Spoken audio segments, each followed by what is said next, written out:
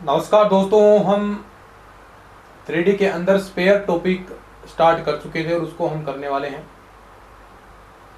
अब तक हमने जो चीज़ें हैं व्यास के रूप में आवाज़ हम पढ़ने वाले हैं, लेकिन उससे पहले हम गोले का समीकरण पढ़ रहे थे, स्पेयर का समीकरण। उसमें हमने अलग अलग रूप उसके देखे, कुछ प्रैक्टिस के क्वेश्चन किए। अब जो पार्ट अपने स्टार्ट होंगे वो गोले के बारे में हमने जानकारी ले ली। अब जहाँ से क्वेश्चन पूछे जाते हैं स्पेयर में से, वो चीज़ें स्टार्ट होने वाली है। चलिए स्टार्ट करते हैं। अब हम स्टार्ट करेंगे। देखो, गोले का जो व्यास रूप में समीकरण है वो किस रूप में होगा? डायमीटर फॉर्म में।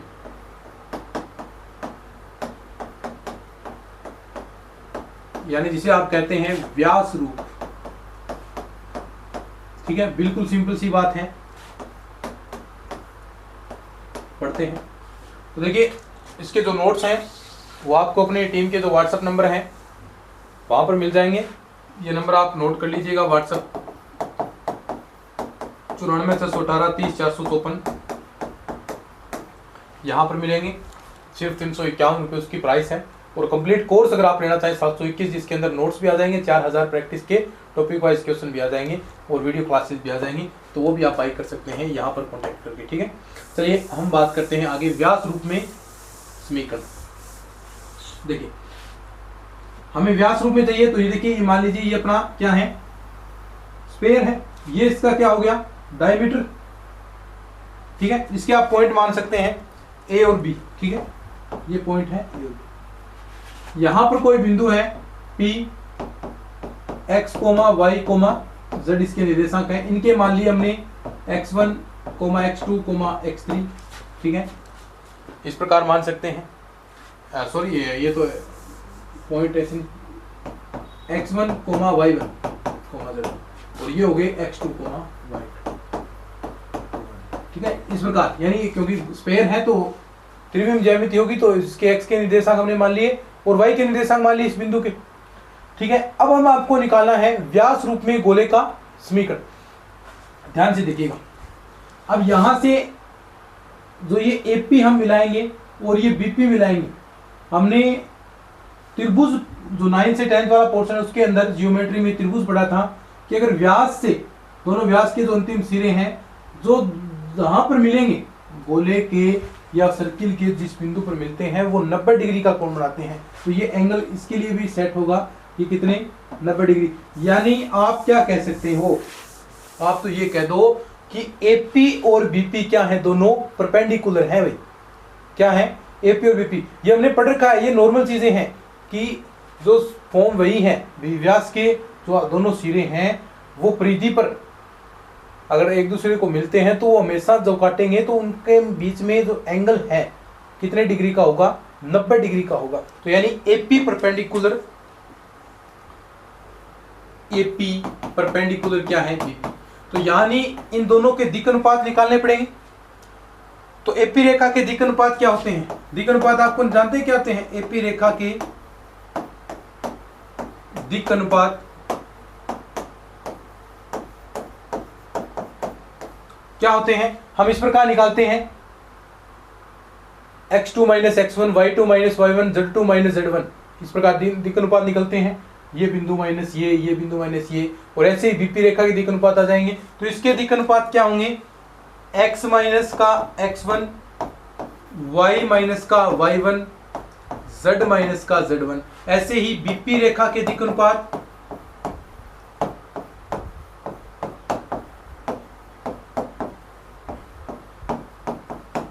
BP रेखा के दिक् अनुपात क्या हो जाएंगे? देखो, x माइनस का x2, y माइनस का y2 और z माइनस का z2। अब देखिए, रेखा हम पढ़ते हैं क्या कि दोनों रेखाएं एक दूसरे के लंबवत हैं। ये हमने 3D के अंदर पढ़ा था। अब ठीक है, चलिए देखो, तो ये हम व्यास रूप में पढ़ रहे थे। तो ये व्यास हो गया। AP के दिक् अनुपात, BP के दिक् अनुपात, यानी दोनों एक दूसरे के क्या होंगे? परपेंडिकुलर होंगे। AP perpendicular BP। AP रेखा के दिक् अनुपात क्या होंगे? x minus x1 y minus y1 z minus z1 और ऐसे ही x minus x2 y minus y2 z minus z2 किस रेखा के बीपी। अब दोनों रेखाएं परपेंडिकुलर हैं तो ये हम 3D पोर्शन के अंदर पढ़ते हैं। 3D के अंदर हमने पढ़ा है क्या कि अगर दिक् अनुपात 12th के अंदर आपने पढ़ा होगा जब हम ये रेखा और समतल के बारे में पढ़ रहे थे हमने कि किस प्रकार ये चीज़ें आपकी लंबवत होती हैं, दो रेखाएं एक दूसरे के लंबवत होती हैं तो क्या रूल होता है कि दोनों दिक् अनुपातों का गुणा, दोनों रेखाओं के दिक् अनुपातों का गुणा का योग हमेशा 0 के बराबर होता है। यही हम पढ़ते आए हैं तो वही सेम टू सेम चीज़ होगी। क्या एपी रेखा व बीपी रेखा लंबवत है। अब ये समीकरण आ जाएगा एपी रेखा व बीपी रेखा लंबवत हैं तो लंबवत है तो दोनों के दिक् अनुपात क्या होंगे। देखो x माइनस का x1 y माइनस का y1 प्लस का क्या कर रहे हैं x माइनस का x2 प्लस का y माइनस का y1 y माइनस का y2 प्लस का z माइनस का z1 और z माइनस का z2 बराबर 0। ये क्या आ गया, गोले का समीकरण आ गया। ये ऐसा पूछा जाता है कई बार भाई, गोले का समीकरण है क्या है, जो गोले का समीकरण है।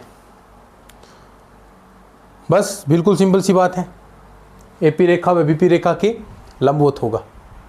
नोट कर लो इसको और इसके नोट्स आपको पता ही हैं, अवेलेबल हैं ही अपनी टीम के नंबरों पर, आप कांटेक्ट कर लीजिएगा या डिस्क्रिप्शन में आपको नंबर मिल जाएंगे। ठीक है, जो गोले का समीकरण है x minus x1 x minus x2, कुछ नहीं था, सिंपल था, दोनों रेखाएं लंबवत थी, एक दूसरे के लंबवत की रेखा होती है तो उनके दिक् अनुपातों का गुणाओं का योग क्या होता है, 0 के बराबर होता है। ये हम पहले ऑलरेडी पढ़ चुके हैं। तो चलिए आगे हम बात करते हैं।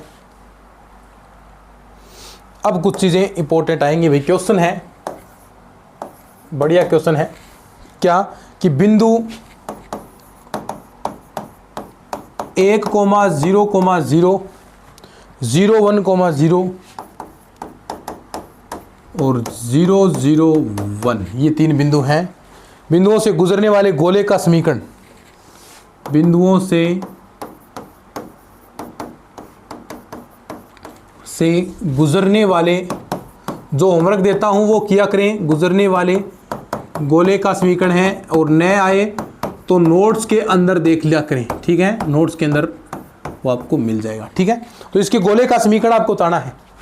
ये 3 बिंदु हैं, 3 बिंदुओं से गुजरने वाले गोले का समीकरण और साथ में क्या कहा है, बिंदुओं से एक मूल बिंदु कहा है कि साथ में गोले का समीकरण है जिसकी त्रिज्या, देखो अब एक चीज दे दिया इसने, जिसकी त्रिज्या न्यूनतम हो। ये चीज इसने स्टेटमेंट दिया है क्योंकि गोले का समीकरण निकालने के लिए 4 प्रतिबंध आपके पास होने चाहिए, u, v, w और d का मान। ये मान है तो आप उस जो व्यापक रूप है उसके अंदर रख सकते हैं। ये चीजें समझने वाली हैं, लेकिन इसने इस बार 3 ही बिंदु दिए हैं। अगर ये मूल बिंदु और कह देता तो आपके पास जो समीकरण था वो सेम वही आ जाता, एक्स स्क्वायर माइनस का y, x square plus y square plus z square minus x minus y minus z बराबर 0। ये गोले का समीकरण होता था अगर ये इस बिंदु इस प्रकार दिए होते, लेकिन इसने इस बार 3 ही बिंदु दिए हैं। चौथा बिंदु आपको नहीं दिया, लेकिन कुछ तो देगा। देखो ऐसे ही समझे जाते, कुछ तो देगा साथ में। तो क्या दिया इसने, जिसकी त्रिज्या न्यूनतम हो। अब न्यूनतम त्रिज्या कैसे निकालते हैं, आपको करना पड़ता है न्यूनतम अधिकतम क्या करते हैं, अवकलन किया जाता है। एक बार अवकलन करेंगे, एफ डैश डी निकालेंगे, फिर उसके बाद एफ डबल डैश डी करेंगे, एफ डैश डी, डी को 0 के बराबर, वहां से डी का मान आ जाएगा। देखो अवकलन करेंगे, पहले तो आप यू वी डब्ल्यू डी के मान निकालो, फिर उसके बाद आप जो त्रिज्या का फॉर्मूला है वो लगाएंगे, फिर उसके बाद इसका अवकलन करेंगे। अवकलन करेंगे तो वहाँ पर डी की वैल्यू आपको मिलेगी, डी का मान आ जाएगा।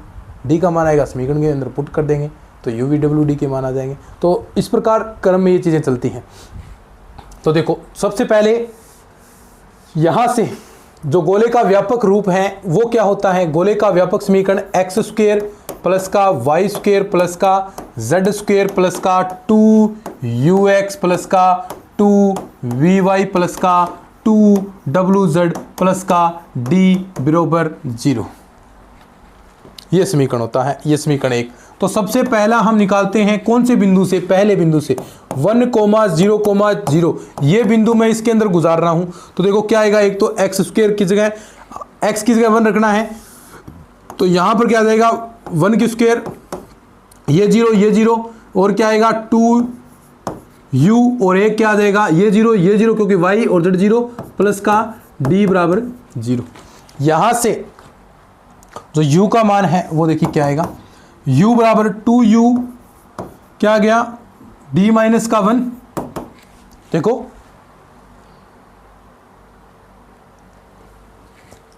सॉरी दोनों माइनस के हो जाएंगे, माइनस का इधर जाएगा तो दोनों माइनस के, तो d 1 प्लस d कर दो और u का मान निकालेंगे तो u का मान क्या जाएगा माइनस का 1 प्लस d बटा 2। ऐसे ही दूसरा बिंदु 0, 1,0 ये बिंदु गुजारें। ये काम देखो पेपर के अंदर आप इतनी प्रैक्टिस हो जाती है, ये काम ऑटोमेटिक आप कर पाते हैं। बीएससी प्रकार अब आपको बीएससी नहीं करनी, बीएससी के अंदर आपको नंबर चाहिए, ऐसे नहीं करना। एग्जाम के अंदर बहुत स्पीडली काम होता है ये, ठीक है। तो क्योंकि अभी तो आप प्रैक्टिस कर रहे हैं, फिर ये जितने ज़्यादा क्वेश्चन निकालते हैं फिर स्पीड से ये ऑटोमेटिक चीज़ें चलती हैं। फिर देखो ऐसे ही 1 स्क्वायर यहाँ आएगा, लेकिन इस बार 2v आएगा प्लस का d बराबर 0। ऐसे ही v की वैल्यू क्या आ जाएगी सेम माइनस का 1 प्लस d बटा में 2। ऐसे ही फिर देखो इस प्रकार करेंगे ना आप, फिर ऐसे ही बताओ अब इसके अंदर रखेंगे वही सेम 1 स्क्वायर प्लस का 2w प्लस का d बराबर 0, तो w की वैल्यू कितनी आ जाएगी सेम क्या 1 प्लस d बटा 2। अब आप जानते हैं कि गोले की त्रिज्या, इसने कहा है गुजरने वाले गोले का समीकरण जिसकी त्रिज्या न्यूनतम हो, तो पहले त्रिज्या तो निकालनी पड़ेगी। त्रिज्या कैसे निकलती है, r बराबर क्या होता है फॉर्मूला त्रिज्या निकालने का,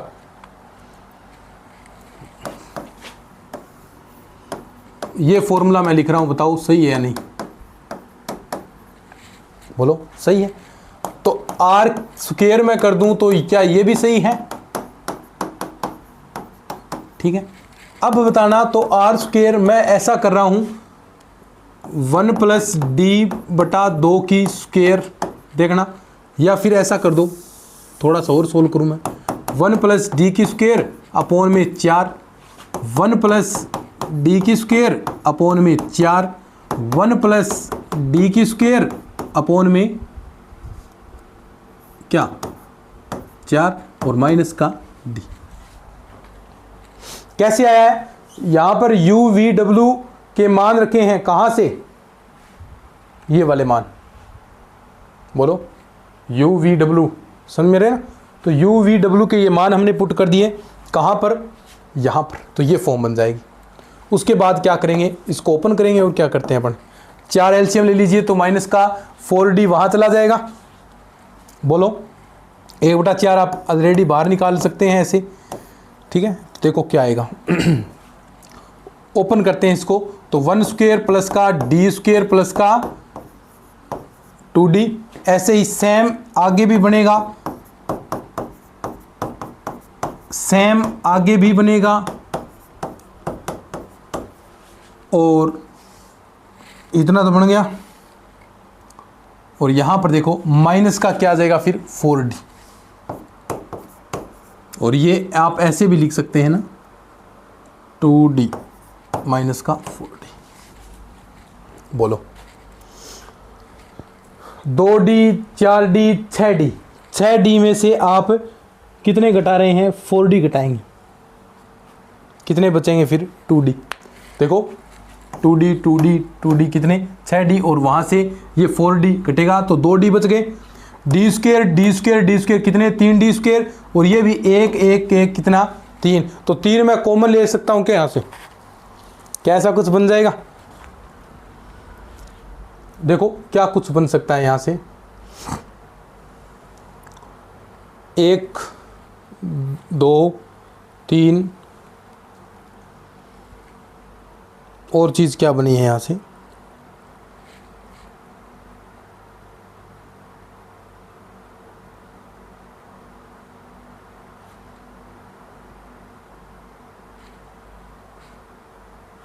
देखते हैं अभी r स्क्वायर, देखिएगा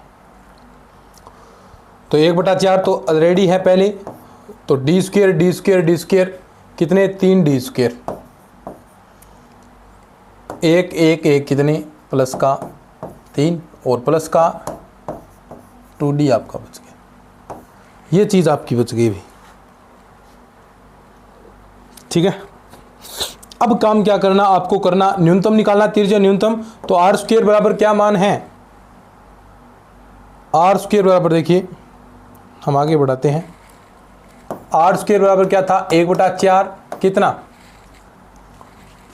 क्या है बोलो, तो हम एक पावर के रूप में इसको ले सकते हैं, कितना है देखो 3d² प्लस का 2d प्लस 3, 3d² प्लस का 2d, 3d² प्लस का 2d प्लस का 3, ये है। अब हम अवकलन करते हैं, तो देखो पहला देखो इसको fr करते हैं, तो देखो यहाँ से इसको फंक्शन के रूप में हम कन्वर्ट करते हैं, अवकलन करना है, फिर उसको 0 के बराबर करना है, तो आपको यहाँ से किसका मान मिल जाएगा, एक d का मान मिल जाएगा। ठीक है क्योंकि अब हम d के रूप में, क्योंकि फंक्शन किस रूप में है d का, तो d के रूप में इसको हम अवकलन करते हैं। ठीक है, बोलो कर लो, तो फिर क्या बनेगा देखो, अवकलन करेंगे इसका पूरे का, d की फॉर्म में कन्वर्ट हो गया, तो 1/4 यहाँ कितना आ जाएगा 6d, और ये आ गया प्लस का 2, यहाँ से f' इज इक्वल टू 0 के बराबर रखेंगे, तो ये 0 में चला गया, और d की वैल्यू कितनी आ गई माइनस की 1/3 न्यूनतम मान के लिए, और ये क्या है लेस देन 0, तो लेस देन 0 है तो न्यूनतम होगा। न्यूनतम मान निकालने के लिए आपको दोबारा इसका अवकलन करना पड़ेगा, इस पोर्शन का दोबारा है, तो f'' आपको निकालना है, तो इसका दोबारा अवकलन करेंगे, तो क्या आएगा देखो 1/4 तो पहले ही ऑलरेडी है ही, 1/4 तो यहाँ पहले आ गया, कितना आएगा देखो 6/4 यानी 3/2, जो क्या है ग्रेटर देन 0 है। अगर greater than 0 f'' greater than 0, तो यानी मान क्या देगा न्यूनतम देगा, हम जानते हैं 0 से बड़ा तो मान क्या आएगा न्यूनतम, और ये मान आप फंक्शन के अंदर रख दीजिए, कहाँ जो समीकरण था उसके अंदर, इस मान पर तिर्य्या क्या होगी न्यूनतम होगी। ये चीज़ें समझ में आ रही है क्या आपको, जो मैं ये समझा रहा हूँ आपको समझ में आ रही है क्या कि तिर्य्या न्यूनतम कैसे होगी, क्योंकि हम जानते हैं अवकलन पोर्शन आपने किया होगा, मैंने अच्छे से आपको पढ़ाया था अवकलन, जिसके अंदर उच्चतम निम्नतम मैक्सिमम मिनिमम आप मान निकालना सीख रहे थे, तो उसके अंदर हम क्या करते हैं पहले अवकलन करते हैं, एक बार अवकलन किया उसमें हम वैल्यू निकालते हैं, तो वैल्यू आएगी वो माइनस के अंदर है, तो यानी ये क्या देगी न्यूनतम मान देगी। फिर न्यूनतम मान के लिए आप दोबारा अवकलन करेंगे, दोबारा अवकलन करते हैं तो जो वैल्यू आएगी अगर वो ग्रेटर देन 0 है तो वो न्यूनतम मान प्रोवाइड करेगी। अब ये जो मान है d का मान, ये समीकरण के अंदर देंगे, तो इस मान पर तिर्य्या क्या होगी न्यूनतम, तो d का मान आ गया। अब d का मान आ गया तो यहां से मुझे बताएं क्या आप uv के मान निकाल सकते हैं, देखो ये यहां से आप d का मान रखेंगे तो uv के मान आ जाएंगे, d का मान कितना -1/3, -1/3 यहाँ पर आप मान रखते हैं तो आपके पास क्या आ जाएगा d का मान, तो यानी 3 आपके पास एलसीएम आ गया, 3 - 1 2 बच गया, नीचे 3 था 2/6 यानी माइनस का 1/3, तो u और v के मान भी कितने आ जाएंगे -1/3 ही आएगा। देखो d बराबर -1/3 रखेंगे तो वापस u का मान -1/3 ही आएगा, और ऐसे ही सेम v का, ऐसे ही सेम w का, तो क्या मान आ जाएंगे u v w के, बताओ d के मान वहां रखने पर d का मान -1/3 रखेंगे, क्या था आपके पास देखो ये था u बराबर क्या था -1 प्लस का d/2, तो यहाँ d बराबर -1/3 आप रखते हैं तो u का मान कितना आएगा माइनस रखो, देखो -1/3 अपॉन में 2, तो यहाँ से 3 इधर आया, 3 - 2 कितना बच गया, 3 - 2 1 करेंगे 2, ठीक है, और ये 2/3 यानी वास्तविक से 1/3, तो u का मान -1/3, सेम ही v का मान आ जाएगा कितना -1/3, सेम ही w का मान आएगा -1/3। ये सारे मान आ गए, ये सारे u v w के मान कहाँ रखने, कौन सी समीकरण जो थी x² y² प्लस का z² माइनस का प्लस का 2ux प्लस का 2vy प्लस का 2wz प्लस का d बराबर 0 यहाँ रख दो, तो मान रखो x² प्लस का y² प्लस का z², u का मान कितना -1/3 आया है, तो देखो माइनस का 2/3x माइनस का यहाँ भी 2/3y माइनस का 2/3 z और माइनस का 1/3 बराबर 0। यहाँ से 3 एलसीएम आ रहा है तो 3x² प्लस का 3y² प्लस का 3z², 3 नीचे आएगा वो इधर 0 में चला जाएगा, तो बच गया माइनस का 2x माइनस का 2y माइनस का 2z माइनस का 1 बराबर 0। ये क्या आ गया? गोले का समीकरण। बोलो ये क्या आ गया? आपके गोले का समीकरण आ गया भाई। 2 यहां से आप कॉमन ले सकते हैं -2 का, तो उस रूप में भी समीकरण बन जाएगा। तो इस प्रकार आपको क्वेश्चन मिलते हैं। बोलो समझ में आया क्या? बोलो समझ में आया है? अब एक क्वेश्चन आपको प्रैक्टिस के लिए देता हूं मैं, ये होमवर्क के रूप में। SW नया है तो बैक क्लास में आप देख सकते हैं वापिस। गोले के ये होमवर्क के क्वेश्चन आपको करने हैं भाई। नया आए तो नोट्स के अंदर देख लेना, नोट्स में सॉल्यूशन है। ये होमवर्क इसीलिए दिए जाते हैं ताकि आप नोट्सों को ओपन करें। केंद्र का बिंदु पथ जो मूल बिंदु से गुजरता है,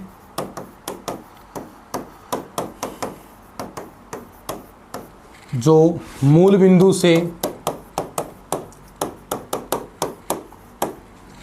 बिंदु से गुजरता है तथा निर्देशीय अक्षों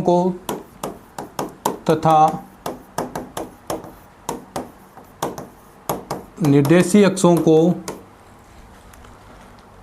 ABC पर मिलता है, ABC पर मिलता है, ताकि चतुष्फलक OABC का आयतन स्थिर रहे, ताकि चतुष्फलक OABC का आयतन स्थिर रहे। देखो आयतन है तो आयतन चतुष्फलक का निकालना आना चाहिए। चतुष्फलक का आयतन कैसे निकालते हैं? x1 x2 x3 x4 y1 y2 y3 y4 z1 z2 z3 z4 1 1 1 1, यहाँ भी 1 बराबर है।